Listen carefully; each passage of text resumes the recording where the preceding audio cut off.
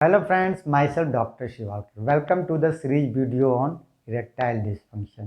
जैसा कि आपको पता है पार्ट 1 में मैं पेनिस के स्ट्रक्चर के बारे में डिस्कस किया था और कैसे हमारा इरेक्शन होता है उसके बारे में डिस्कस किया था और इरेक्टाइल डिस्फंक्शन का कॉज क्या है, क्यों हमारा इरेक्टाइल डिस्फंक्शन होता है उसके बारे में मैंने डिस्कस किया।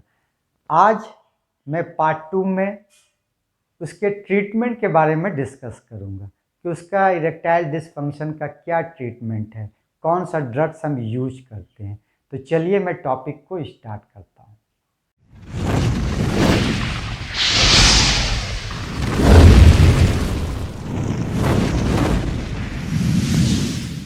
सबसे पहले ट्रीटमेंट जानने के पहले ये जान लेना है कि इन्वेस्टिगेशन टू आइडेंटिफाई काउज, उसका काउज क्या है। तो हम ऐसा इन्वेस्टिगेशन करेंगे उसके डायबिटीज़ के बारे में, हाइपरटेंशन है तो दूसरे ऑर्गन पे उसका क्या इफ़ेक्ट पड़ा है, हार्मोन का लेवल जानेंगे, टेस्टोस्टेरोन का लेवल, प्रोलैक्टिन का, थायराइड का, एस्ट्रोजन का, ग्रोथ हार्मोन का, पेनिस में प्रॉपर ब्लड सप्लाई हो रहा है कि नहीं, उसके लिए अल्ट्रासाउंड डॉपलर का यूज करेंगे। स्पाइनल कॉर्ड इंजरी अगर कुछ है तो हम एमआरआई करेंगे और डायबिटीज़ के लिए जितना भी इन्वेस्टिगेशन है वो करेंगे। अगर ये सब नहीं है तो साइकोजेनिक काउज भी हो सकता है। तो डायग्नोसिस में हम हिस्ट्री से जानने की कोशिश करेंगे कि उसका क्या काउज है, उसके मुताबिक हम उसको फिर उसका ट्रीटमेंट देंगे। ट्रीटमेंट जनरली हम 4 तरह से करते हैं। फर्स्ट है काउंसलिंग। साइकोजेनिक काउज है तो हम उसका काउंसलिंग करते हैं, पेशेंट के काउंसलिंग करते हैं। सेकंड मेडिसिन के द्वारा ठीक करते हैं। थर्ड है कि हम रिजनरेटिव थेरेपी, अगर उसका पेनिस डैमेज हो चुका है तो उसको हम रिजनरेटिव थेरेपी के द्वारा हम उसे रिजनरेट करते हैं। और जब सब कुछ फेल हो जाता है तो सर्जरी भी करते हैं। तो सर्जरी की नौबत उतनी नहीं आती है। मोस्ट ऑफ द केस जो है आपको काउंसलिंग और ड्रग से ही जो है ठीक हो जाता है। ठीक है, तो इसमें जो है ड्रग्स जो है जनरली ट्रीटमेंट में हम जो ड्रग्स यूज करते हैं उसमें 2 है। एक हार्मोनल कॉज है तो उसके लिए हम ड्रग्स देते हैं। दूसरा हम पेनिस के ब्लड फ्लो को बढ़ाते हैं। तो पेनिस के ब्लड फ्लो को बढ़ाने के लिए बहुत सारा ड्रग्स यूज करते हैं, जिसमें आता है सिल्डेनाफिल, टेडानाफिल, एवानाफिल, उडानाफिल। तो जनरली ये सब ड्रग्स कैसे काम करती है, तो आप पार्ट 1 में देखे होंगे कि जब हमारा पारासिम्पैथिक स्टिमुलेशन आता है तो नाइट्रिक ऑक्साइड का पेनिस में रिलीज करता है। Nitric oxide is a potent vasodilator. Vasodilator होने के कारण हमारे पेनिस में ब्लड का सप्लाई बहुत तेज़ी से बढ़ता है, जिसके कारण पेनिस का इरेक्शन होता है।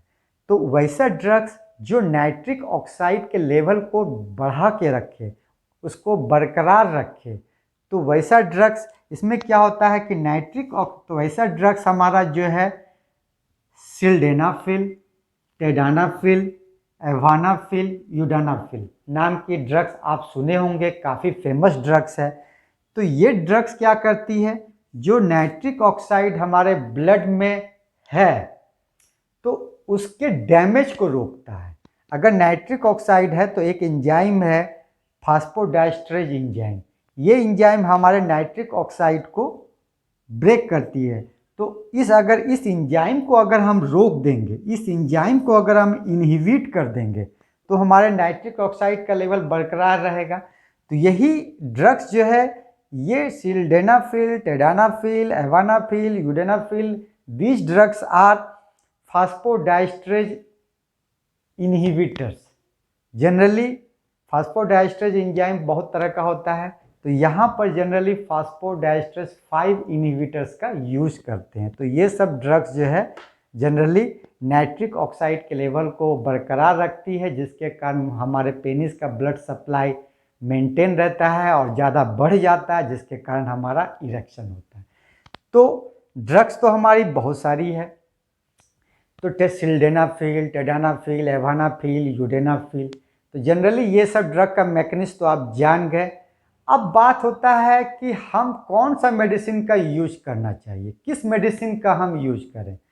ड्रग्स तो ये है, तो ये डिपेंड्स करता है कि आपका पर्पस क्या है, आप किस पर्पस से इसको यूज करते हैं। पेशेंट का इरेक्टाइल डिसफंक्शन के अलावा कौन कौन सा बीमारी उसमें है। पेशेंट को, जैसे कि उस पेशेंट को diabetes, heart problem, prostate, kidney problem, nitrates का यूज कर रहा है कि नहीं, माइग्रेन है कि नहीं, तो ये सब को देखते हुए हम ड्रग्स का सिलेक्शन करते हैं। अब बहुत सारे पेशेंट में क्या है कि इन सभी ड्रग्स का जो इफ़ेक्ट है अलग अलग है। कोई ड्रग्स बहुत जल्दी असर दिखाती है और कुछ ड्रग्स है कि बहुत देर के बाद उसका असर आता है। कोई ड्रग्स का इफ़ेक्ट बहुत कम समय तक रहता है, किसी ड्रग्स का इफ़ेक्ट लंबे समय तक रहता है। तो पेशेंट के रिक्वायरमेंट के मुताबिक हम इन ड्रग्स का यूज करते हैं। तो सबसे पहले चलते हैं सिल्डेनाफिल के बारे में।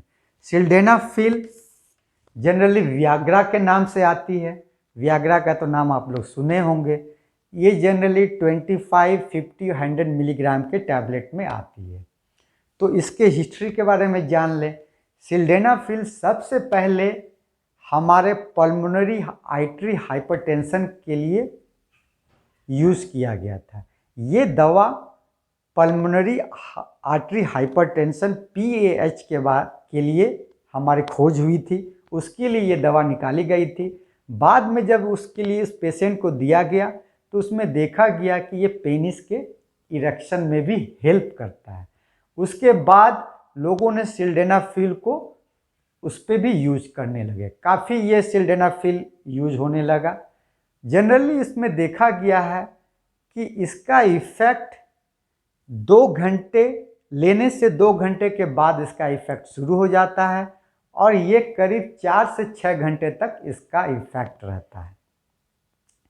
तो इसलिए इस ड्रग्स को सेक्सुअल एक्टिविटी के 2 घंटा पहले जो है खाली पेट में इसको लेना चाहिए, एम्प्टी स्टोमक इसको लेना है। चूँकि इसका इफ़ेक्ट 4 से 6 घंटे तक रहता है, इसलिए जनरली इस पेशेंट इस ड्रग का यूज ओकेजनल सेक्सुअल एक्टिविटी के समय करते हैं। जनरली इसका यूज यंग पेशेंट जो 1 night at a time situation में जो होते हैं उसके लिए इसका यूज करते हैं। इसका साइड इफ़ेक्ट क्या है? ब्लड विजन, हेडेक सीवियर होता है, ब्लू पिल भी कहा जाता है, ठीक है। और हेडेक इसमें बहुत ज़्यादा होता है और headache generally over 1 night rest के बाद ये ख़त्म भी हो जाता है। इसलिए इसलिए कोशिश करना चाहिए कि इसको लो डोज में स्टार्ट करें। क्योंकि इसका असर 4 से 6 घंटे तक रहता है, इसलिए इसे माइग्रेन और अब अगर आप पल्मोनरी आर्टरी हाइपरटेंशन है और आपको एंटी डिप्रेशन ड्रग्स जैसे डोपेक्सेटिन के साथ भी इसको यूज कर सकते हैं, ठीक है। अब सेकंड ड्रग्स आता है एवानाफिल। एवानाफिल जो है लेटेस्ट ड्रग है सिल्डेनाफिल के बाद जो है ये मार्केट में 50, 50, 100, 200 मिलीग्राम में मिलती है। इंडिया में जनरली ये 100 मिलीग्राम टैबलेट में अवेलेबल है। ये ड्रग्स बहुत जल्दी असर करता है, इसका असर जल्दी ख़त्म भी हो जाता है। तो ये ड्रग्स अगर आप लेते हैं तो 15-20 मिनट में ही ये असर स्टार्ट हो जाता है इसका, और करीब इसका असर जो है 4 घंटे तक इसका असर रहता है। इसीलिए इसको जनरली वैसे पेशेंट जिसको काफ़ी जल्दी होती है, कम समय तक रहता है, इसलिए जनरली ये माइग्रेन, लो बीपी, नाइट्रेट वाले पेशेंट को हम इसको दे सकते हैं। अगर किसी पेशेंट को बहुत सारे ड्रग से साइड इफ़ेक्ट ज़्यादा है तो इस ड्रग एवानाफिल का हम यूज करते हैं। इसका साइड इफ़ेक्ट भी कम है, माइल्जिया जनरली होता है, हेडेक कम होता है। जनरली ये ड्रग्स खाना खाने के बाद लेते हैं, आप पार्टी उटी में अल्कोहल के साथ भी ले सकते हैं। जनरली कोई भी ड्रग्स, ये सब ड्रग्स जनरली है उसको स्टार्ट लो डोज में करना चाहिए। इंडिया में चूँकि ये 100 मिलीग्राम में अवेलेबल है, तो 50 मिलीग्राम टैबलेट से आप उसको स्टार्ट कर सकते हैं। अब बात करते हैं उडानाफिल की। उडानाफिल वैसे पेशेंट जो कभी कभी सेक्सुअल एक्टिविटी जिनको करना होता है, तो ये ड्रग्स एक अच्छी ड्रग्स है। इसका असर कम देर तक रहता है, इसलिए इसका साइड इफ़ेक्ट भी कम होता है, जैसे कि एवानाफिल का आप यूज़ करते हैं, लेकिन ये काफ़ी एक्सपेंसिव ड्रग्स है। ठीक है, अब बात करते हैं टेडानाफिल का। टेडानाफिल मोस्ट कॉमनली यूज्ड ड्रग्स है, जो सिलास के नाम से भी आती है। ये मार्केट में 2.5 से स्टार्ट होती है, 20 मिलीग्राम तक के डोज में मिलती है। 2.5, 5, 10, 20 मिलीग्राम की टैबलेट होती है। इसका इफ़ेक्ट जनरली 2 घंटा में इसका इफ़ेक्ट होता है, 1.5 से 2 घंटा लगता है। मिनिमम कम से कम 45 मिनट टू स्टार्ट वर्क। इसका स्टार्ट करने में कम से कम 45 मिनट का समय इसका लगता है, और इसका इफ़ेक्ट 72 से 72 आवर्स से लेकर के 96 आवर तक इसका रहता है। इसलिए इस ड्रग को जनरली आप लंबे समय तक इसका इफ़ेक्ट रहता है, तो इसका यूज उसी हिसाब से हम करते हैं। और जनरली ये खाना खाने के बाद भी कर सकते हैं और पहले भी कर सकते हैं, लेकिन जनरली ये खाना खाने के बाद इसका इफ़ेक्ट ज़्यादा अच्छा होता है। अब इसका साइड इफ़ेक्ट की बात करें तो इसमें सेवियर माइल्जिया होता है, नेज़ल स्टफनेस होता है, नेज़ल ब्लॉक्ड होगा, हेडेक होगा, लेकिन इसमें कम होगा। माइल्जिया क्यों होता है? क्योंकि ये फास्फोडाइस्ट्रेज 5 इनहिबिटर के अलावा ये फास्फोडाइस्ट्रेज 11 इनहिबिटर्स भी है। हेडेक जनरली एस्पिरिन और डिस्पिरिन से ये ख़त्म भी हो जाता है। अगर साइड इफ़ेक्ट जैसे माइल्जिया, आपको नेज़ल ब्लॉक है, तो उसको कुछ दिन तक बंद करने के बाद अगर आप रीस्टार्ट करेंगे तो देखेंगे कि साइड इफ़ेक्ट इसका बंद हो गया, ख़त्म हो गया। लेकिन अगर फिर भी आपको प्रॉब्लम है तो आप दूसरे ड्रग्स का इसका यूज़ करना चाहिए। ये ड्रग्स जनरली प्रोस्टेट पेशेंट में नहीं देते हैं, क्योंकि अल्फ़ा ब्लॉकर्स, प्रोस्टेट पेशेंट में अल्फ़ा ब्लॉकर्स, प्राजोसिन ये सब यूज़ करते हैं। तो अगर उसके साथ आप यूज़ करेंगे तो बीपी आपका ज़्यादा घट जाएगा, तो पोस्चुरल हाइपोटेंशन ज़्यादा होगा। लेकिन ये टेम्सोलूसिन के साथ ये सेफ है। टेम्सोलूसिन क्यों? क्योंकि ये सेलेक्टिव अल्फ़ा ब्लॉकर्स है, तो आप टेम्सोलूसिन के साथ यूज कर सकते हैं, लेकिन प्राजोसिन अल्फ़ा ब्लॉकर्स उसके साथ यूज नहीं करना चाहिए, अदरवाइज जो है बीपी ज़्यादा है। नाइट्रेट्स माइग्रेन पेशेंट में इसका यूज नहीं करना चाहिए, क्योंकि उससे उसका इफ़ेक्ट ज़्यादा बढ़ जाता है।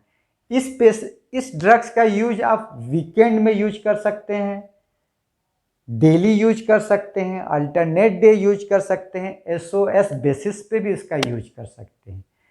इस ड्रग्स का यूज पेनाइल रिहेबिलिटेशन में भी यूज होता है। जिनका पेनिस अगर डैमेज हो गया है तो उसको रिहेबिलिटेट करने के लिए हम इस ड्रग्स को लो डोज में स्टार्ट करते हैं, और उससे हम देखते हैं पेनाइल रिहेबिलिटेशन में इस ड्रग्स का अच्छा इफेक्ट होता है। डेली बेसिस पे इसका कैसे यूज करेंगे? तो अगर आप जैसे कि नाइट में आप लेते हैं तो सुबह देखेंगे मॉर्निंग में आपका इरेक्शन अच्छा से होगा। SOS बेसिस पे कैसे लेंगे? अगर आपको एक्टिविटी करना है तो 2 घंटे पहले आप इसे लेंगे तो आपका इफ़ेक्ट 2 घंटा करीब लेगा, तो उसके बाद फिर इफ़ेक्ट ये अपना दिखाएगा। वीकेंड बेसिस पे इसका बहुत अच्छे तरह से इस्तेमाल होता है, क्योंकि इसका असर 3-4 दिन तक रहता है। अगर सपोज कीजिए इसको फ्राइडे को लेंगे तो इसका असर आपको सैटरडे, संडे, मंडे तक रहेगा। तो अगर आपको फुल वीक में आप इसका यूज करना चाहते हैं तो वीक में आप 2 बार अगर यूज करेंगे तो पूरा वीक आप इंजॉय कर सकते हैं। जनरली ड्रग्स लो डोज में स्टार्ट करना चाहिए 2.5 मिलीग्राम पे। डिपेंड्स करता है कि पेशेंट का रिक्वायरमेंट क्या है, उसका इरेक्टाइल डिसफंक्शन किस तरह का है, किस कारण से है। एल्डरली पेशेंट में जनरली हम लो डोज में ही इसका यूज करते हैं।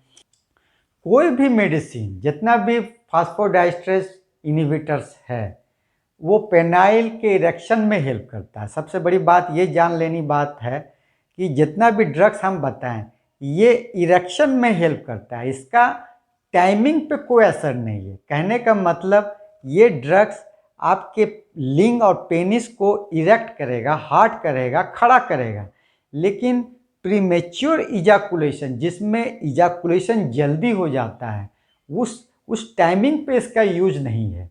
उसके लिए फिर दूसरा दवा है।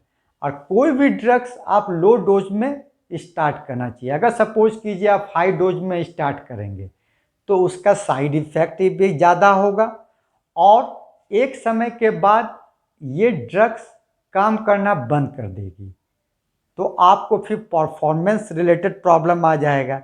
जब आप हाई डोज पे आप काम कर रहे थे, अब जब लो डोज लेंगे तो आपको परफॉर्मेंस उतना नहीं देगा, और हाई डोज पे पेनिस डैमेज भी ज़्यादा होगा, तो इसीलिए, और उसका साइड इफ़ेक्ट भी ज़्यादा होगा। तो कोई भी ड्रग्स आप यूज कर रहे हैं तो कोशिश करना है लो डोज पे स्टार्ट करना है। इसलिए ड्रग्स अपने से ना लें, केमिस्ट से पूछ करके ना लें, डॉक्टर के सलाह पर ही लें। क्योंकि बहुत सारे ड्रग्स हम यूज करते हैं, उसको देखते हैं कि पेशेंट का क्या रिक्वायरमेंट है। पेशेंट को liver problem, kidney problem, migraine, nitrate, dialysis, prostate का प्रॉब्लम, इन सभी प्रॉब्लम को देखते हुए हम ड्रग्स को यूज करते हैं कि कौन सा ड्रग उस पेशेंट के लिए सूटेबल होगा। अगर पेशेंट को साइकोलॉजिकल प्रॉब्लम है, एंजाइटी, डिप्रेशन अगर है, तो पेशेंट के साथ काउंसलिंग करके उसको ठीक किया जाता है। अगर पेशेंट को हार्मोनल प्रॉब्लम, अगर टेस्टोस्टेरोन का लेवल कम है तो उसका इंजेक्शन, एस्ट्रोजन का लेवल बढ़ा हुआ है तो क्लोमिफेन, टेमोक्सिफेन, एनेस्ट्राजोल, थायराइड प्रॉब्लम है तो उसे ठीक करते हैं, ग्रोथ हार्मोन में सोमेटोस्टेटिन, ये सब का यूज करते हैं। उसके बाद आता है regenerative therapy. Regenerative therapy generally drugs के बाद, अगर सपोज कीजिए पेनिस का ज़्यादा डैमेज हो चुका है, उसको रीजनरेट करना है, तो उसमें हम पी शॉट लगाते हैं। पी शॉट में क्या है, प्लेटलेट्स और ग्रोथ फैक्टर रहता है जो पेनिस में डालते हैं, इंजेक्ट करते हैं, जिससे पेनिस के वेसल्स का रीजनरेशन होता है, और उसके वेसल्स का रीजनरेशन होने से फिर उसका इरेक्टाइल डिसफंक्शन ठीक होता है। उसमें हम शॉक वेव भी देते हैं, जिसमें साउंड वेव है। स्टेम सेल थेरेपी एक न्यू टेक्निक आया है, हालांकि अभी उतना यूज नहीं हो रहा है। उसके बाद अगर आप ड्रग्स रीजनरेटिव थेरेपी से ठीक नहीं हो रहा है तो सर्जरी ऑप्शन भी है। अगर किसी का वेनस लीकेज है तो वेनस लाइगेशन करते हैं। अगर उससे भी ठीक नहीं हो रहा है तो इम्प्लांट यूज करते हैं। लेकिन ऐसा देखा गया है कि 90% केस में जनरली आपको काउंसलिंग और ड्रग्स से अच्छा बेनिफिट मिलता है। आपको रीजनरेटिव थेरेपी का भी ज़रूरत नहीं पड़ता है, सर्जरी का भी ज़रूरत नहीं पड़ता है। डिपेंड्स करता है कि पेशेंट को इरेक्टाइल डिसफंक्शन का काउज क्या है, पेशेंट को क्या प्रॉब्लम और भी कोमॉर्बिडिटी कंडीशन क्या है, पेशेंट का एज क्या है, तो बहुत सारे फैक्टर पर डिपेंड करता है।